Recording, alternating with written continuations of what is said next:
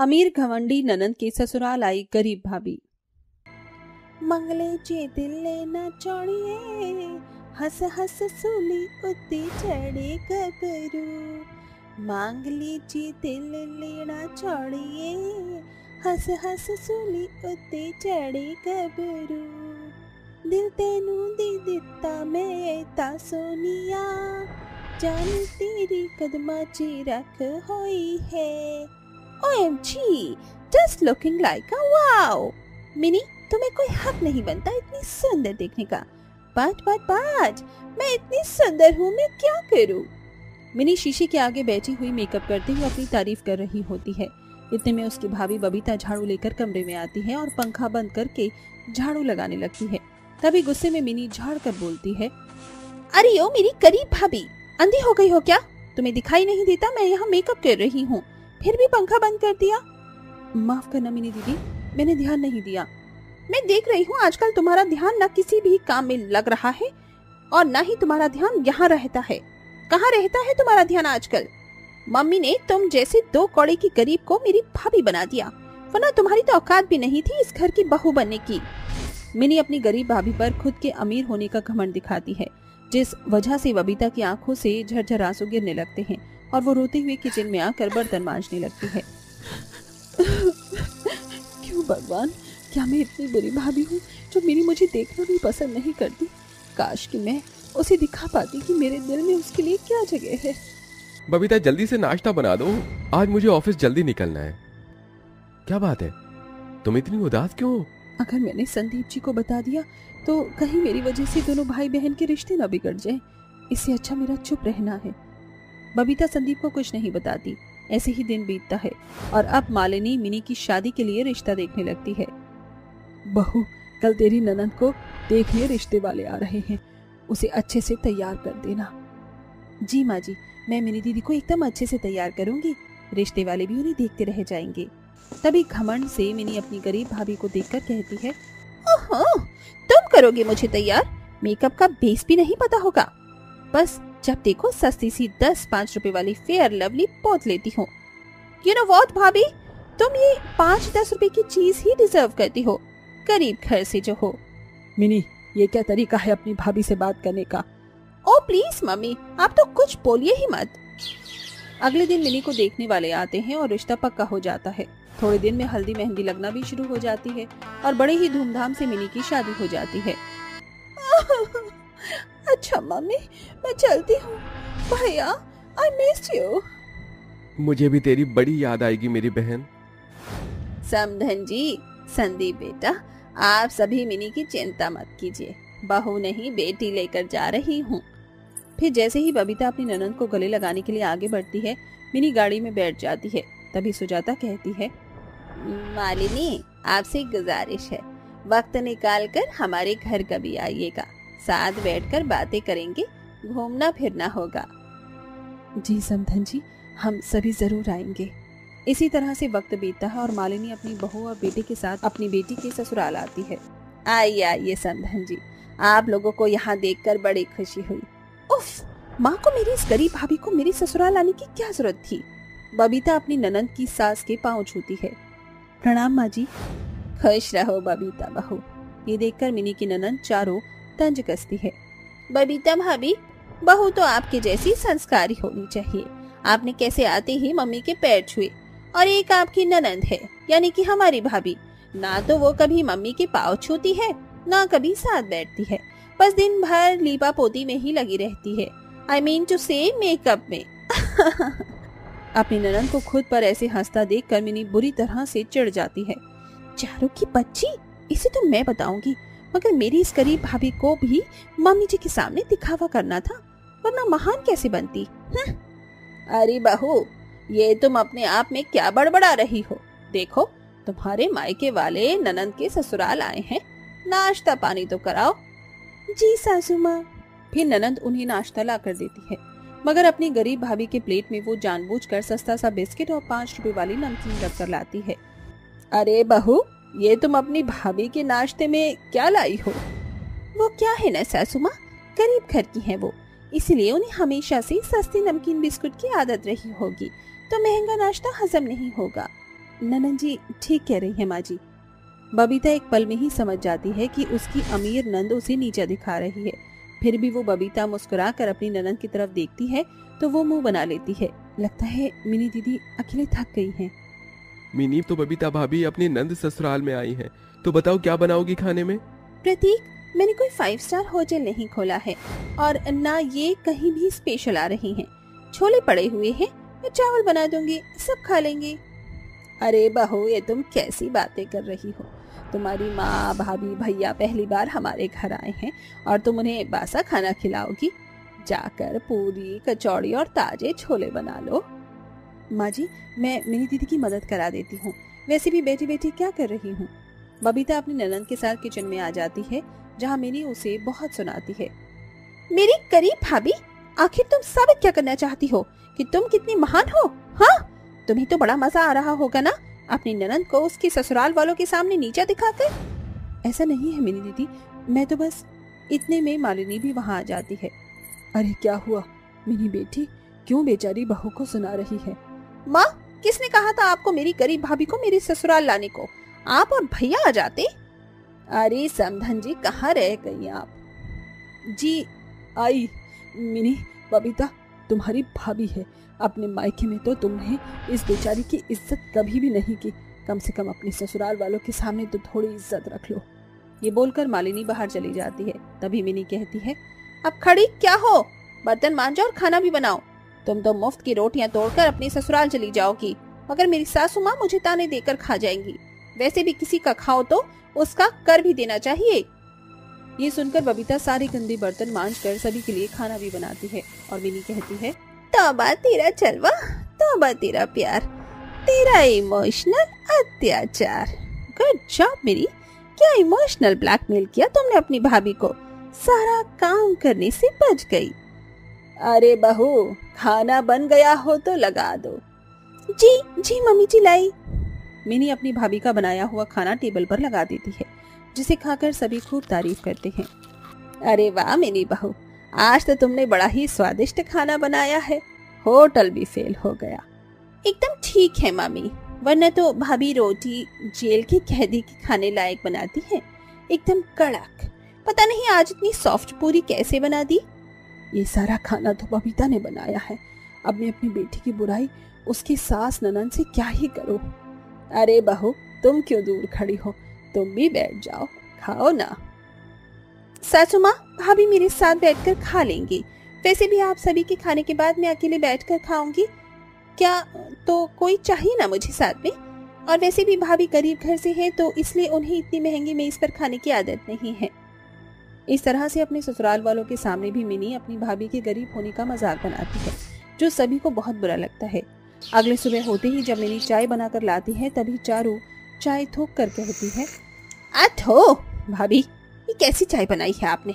दूध का पता ही नहीं, ऐसा लग रहा है जैसे पानी में चीनी चाय पत्ती उबाल कर ले आई हो। आपके घर में क्या ऐसे ही गरीबों वाली चाय पीते हैं?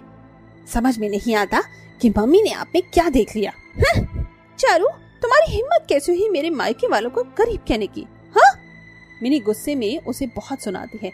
तभी सुजाता कहती है, क्यों मिनी बहू, तुम्हें अपनी ननद का दिया एक भी ताना गवारा नहीं हुआ? तुमने कभी ये सोचा है कि तुम अपनी भाभी को ऐसे ही ताने देती रहती हो तो इस बेचारी पर क्या बीतती है? क्यों एक गरीब घर की बेटी ब्याह कर अमीर घर में आ नहीं सकती क्या? या उन्हें खुश रहने का हक नहीं है? फिर किसने हक दिया तुम्हें बार बार उसके माँ बाप को गरीब कहकर उस बेचारी को जलील करने का? सुजाता के झाड़ने पर मिनी का घमंड टूट जाता है और वो अपने किए पर पछताते हुए कहती है, भाभी मुझे माफ कर दो, मैं हमेशा आपको गरीबी का ताना देती रही, हर काम के लिए पीछे पीछे लगी रही, मगर मुझसे अपनी ननद का दिया एक ताना भी नहीं सहा गया। आप तो मेरे घर पर मेहमान बनकर आई थी और मैंने आपसे नौकरों की तरह काम कराया। मुझे माफ कर दो भाभी। किसी ने ठीक कहा है, दूसरों के दुख दर्द तकलीफ का एहसास तब होता है जब खुद पर बीतती है। बस मिनी दीदी, आपको पता है ना, मैं आपकी आंखों में आंसू नहीं देख सकती। बबीता अपनी ननद के आंसू पहुंचकर उसे गले से लगा लेती है और उनका बहुत अच्छे से खातिर भाव करती है। पिताजी, क्या सोच रहे हो आप? इतनी गहरी सोच में तो मैंने आपको पहले कभी नहीं देखा। आप चाहो तो हमसे अपनी बातें शेयर कर सकते हो, हम आपके बेटे हैं। अपने जिगरी यार की बहुत याद आ रही है। पता नहीं क्यों अंदर से बहुत अजीब सा लग रहा है। उससे मिलने का मन कर रहा है। अगर इतना ही खास दोस्त है पिताजी, तो आप चले क्यों नहीं जाते हो? सही कहा, मैं आज ही गांव जा रहा हूँ। मेरे दोस्त गांव में रहता है, तुम लोग बिजनेस संभाल लेना। राजीव के बेटे बहुत होनहार होते हैं। उसके जाने के बाद वो बिजनेस को अच्छे से टेक ओवर कर लेते हैं। वहीं दूसरी तरफ राजीव जब गांव में अपने दोस्त के घर पहुंचता है तो वो अपनी आखिरी सांसें गिन रहा होता है। राजीव, तुम यहाँ? मुझे तो अपनी आंखों पर विश्वास नहीं हो रहा, लेकिन अफसोस कि तुम मेरे आखिरी वक्त पर आए हो। मैं तुमसे ज्यादा देर तक बात भी नहीं कर पाऊंगा। दुर्योधन मेरे भाई, ये सब कैसे हुआ? क्या हुआ तुम्हें? काफी समय से मैं बहुत ज्यादा बीमार चल रहा था। मेरी तीनों बेटियों ने मेरी बहुत सेवा पानी की। कुछ समय पहले ही विनीता मुझे छोड़कर भगवान को प्यारी हो गई और उसके गम में मैं भी बीमार पड़ गया। अब मैं भी अपनी विनीता के पास जा रहा हूँ, लेकिन अफसोस मुझे अपनी इन तीनों बेटियों का बहुत बुरा दुख हो रहा है। मेरे बिना इनका क्या होगा? दुर्योधन के बराबर में ही उसकी तीनों बेटियां खड़ी होकर फूट फूट कर रो रही थी। मेरे दोस्त, तुझे याद होगा बचपन में जब हम लोग एक साथ खेल कूद करते थे, तो हमने एक दूसरे से वादा किया था कि तेरी बेटियों की शादी मैं मेरे बेटों से करूंगा। लेकिन देख, मेरे घर बेटे हुए और तेरे घर पर 3 बेटियां। ये तो भगवान का चमत्कार ही समझो। तू चिंता मत कर, तेरी बेटियों की जिम्मेदारी मेरी हुई। दुर्योधन की आंखों में आंसू होते हैं और वो अपने दोस्त को ऐसा बोलते हुए देख बहुत खुश होता है। इस समय वो अपना दम तोड़ देता है और भगवान को प्यारा हो जाता है, जिसके बाद दुर्योधन अपनी तीनों बेटियों के साथ मिलकर उसका अंतिम संस्कार करवाता है और वहीं वो अपने तीनों बेटों को भी गांव में बुला लेता है, जिसके बाद वो अपने तीनों बेटों की शादी दुर्योधन की तीनों बेटियों से करवा देता है। आओ बहू, ये तुम्हारा ही घर है, इसे अपना ही घर समझना हमेशा। राजीव ऐसा कहकर अपने तीनों बेटों के साथ अपनी तीनों बहू को घर के अंदर ले आता है, जहां उसकी पत्नी उर्मिला उन तीनों को देखते ही हैरान रह जाती है और कहती है, ये सब क्या है? क्या चल रहा है? ये मुझे कुछ समझ नहीं आ रहा। अरे कौन है ये तीनों लड़कियां जो इतना लंबा घूंघट करके यहाँ पर खड़ी हैं? आज से ये तीनों लड़कियां इस घर की बहू हैं। मैंने इन तीनों से अपने बेटों की शादी करवाई है। ये कैसी बकवास कर रहे हो आप? आपको पता भी है आप क्या कह रहे हो? इतने बड़े खानदान के बेटों की शादी इन गंवार गांव की घूंघट वाली देहाती लड़कियों से? आपने ये सोच भी कैसे लिया? ये इस घर की बहू नहीं बन सकती। जहां से इन्हें लेकर आए हो, इन्हें वहीं छोड़ाओ। उर्मिला, जुबान संभाल कर बात करो। ये तीनों संस्कारी घूंघट वाली बहू इस घर की बहू है, और हाँ, ये मेरे दोस्त की बेटियां भी हैं। मैं इनके खिलाफ कोई शब्द नहीं सुनना चाहूंगा। ये इस घर की बहू है और इस बात को तुम भी नहीं पलट सकती हो। राजीव ऐसा कहने के बाद अपने बेटों से उनकी पत्नियों को उनके कमरे में ले जाने के लिए कह देता है, जिसके बाद उसके तीनों बेटे अपनी पत्नियों को अपने अपने कमरे में ले जाते हैं। उस दिन के बाद से उन तीनों की सास उर्मिला और उर्मिला की बेटी निहारिका घूंघट वाली बहू से बहुत ज्यादा जलने लगते हैं। अरे पता नहीं कहाँ से पिताजी इन्हें यहाँ ले आए, इतना लंबा घूंघट। बताओ, इस घर में तो मॉडर्न लड़की आनी चाहिए थी। मेरी भाभियां बनने के लिए अब मैं अपनी सहेलियों को क्या दिखाऊं कि ये गंवार लड़कियां मेरी भाभी है? मैं इनके नाक में दम कर दूंगी, जिसके चलते ये जहां से आई हैं वहीं भाग जाएंगी। यहाँ निहारिका और उर्मिला दोनों ही घूंघट वाली बहू के बारे में उल्टा सीधा सोच रही थी। वहां अचानक से राजीव और उसके तीनों बेटों को बिजनेस में बहुत बड़ा लॉस हो जाता है। हमारे पास कुछ नहीं बचा, हम लोग सब कुछ हार गए हैं। हमारी सारी मेहनत बर्बाद हो गई। कल तक सब कुछ नीलाम हो जाएगा पिताजी। अब हम लोग क्या करेंगे, कहाँ जाएंगे? पिताजी, हम ऐसे कैसे सब कुछ हार सकते हैं? पिताजी, वो इस प्रोजेक्ट पर बहुत समय से काम कर रहे थे, लेकिन उन्हें नहीं पता था कि उन्हें कंपटीशन देने के लिए भी कोई होगा। ये किस्मत का खेल है। कोई नहीं, कल की कल देखते हैं। अगले दिन सब कुछ नीलाम हो जाता है। उनसे उनके पहने हुए कपड़े छोड़कर सभी कुछ छीन लिया जाता है, जिसके बाद वो लोग एक टूटी फूटी झोपड़ी में पहुंच जाते हैं, जहां उर्मिला सारा दोष अपनी घूंघट वाली बहू को दे देती है। इनके अपशगुन कदमों की वजह से ही हमारे जीवन में इतना बड़ा उतार चढ़ाव आया है, वरना ऐसे दिन तो हमने जिंदगी में कभी नहीं देखे। निकाल दो इन्हें इस घर से। ऐसा तो मत कहिए, हम अपशकुनी नहीं हैं। ये हालात भी धीरे धीरे ठीक हो जाएंगे, भरोसा रखिए माँ जी। ऐसे एक दूसरे को कुछ कहने से कुछ नहीं होगा, मेहनत करने के बाद हम फिर से खड़े हो सकते हैं। तुम तीनों अपना मुंह बंद रखो, ये सब जो हुआ है ना तुम्हारी ही वजह से हुआ है। ननंद और सास दोनों मिलकर अपनी बहू को बहुत उल्टा सीधा सुनाती हैं। वहीं दूसरी तरफ अब तीनों बेटों के पास कोई चारा नहीं था, इसीलिए अब वो मजदूरी करना शुरू कर देते हैं, जिससे उनके घर का दाना पानी चलने लगता है। वहीं निहारिका को अच्छी खासी जॉब का ऑफर आने के बाद भी वो सबसे कहती है, अरे मेरा भी कोई स्टैंडर्ड है, मैं छोटी मोटी कंपनियों में काम तो कभी नहीं करूंगी, मेरे दोस्तों में मेरी बेइज्जती हो जाएगी। घर का माहौल देखकर तीनों बहुएं अपनी सास और ससुर से ढाबा खोलने की बात कहती हैं। माँ जी, बाबूजी, हम तीनों सोच रहे थे कि जब इतनी परेशानियां चल ही रही हैं तो क्यों ना हम अपना ही खुद का कोई काम खोल लें। हम सोच रहे थे क्यों ना हम एक ढाबा खोल लें, खाना तो हमें बनाना आता ही है और आजकल दिहाड़ी मजदूरी पर जाने वाले लोग ढाबे पर ही खाना खाते हैं। तुम क्या ढाबा खोलोगी, तुमने तो हमारे घर को ही बर्बाद करके रख दिया, अब और बर्बाद मत करो। उर्मिला को अपनी तीनों बहू पर जरा भी भरोसा नहीं होता, लेकिन उसके तीनों बेटों को अपनी पत्नियों पर भरोसा होता है। इसी के चलते उर्मिला के तीनों बेटे मजदूरी करके पैसा कमाते हैं और अपनी पत्नियों के लिए एक ढाबा खोलकर उन्हें दे देते हैं। इसके बाद पायल, पारुल, तनीषा तीनों मिलकर ढाबा चलाती हैं, लेकिन कोई भी उनके ढाबे पर नहीं आता। देखा बेटा, मैंने तुम्हें कहा था ना, उनके पीछे पैसा लगाने की जरूरत नहीं थी, ये अपशगुनी है। आप ऐसे मत बोलो, आप ऐसे कहोगी तो वो पहले ही टूट जाएगी। उन्हें हौसला नहीं दे सकती हो तो उनके बारे में उल्टा सीधा भी मत कहो। मैं जानता हूं कि ये तीनों कुछ न कुछ जरूर कर सकती हैं।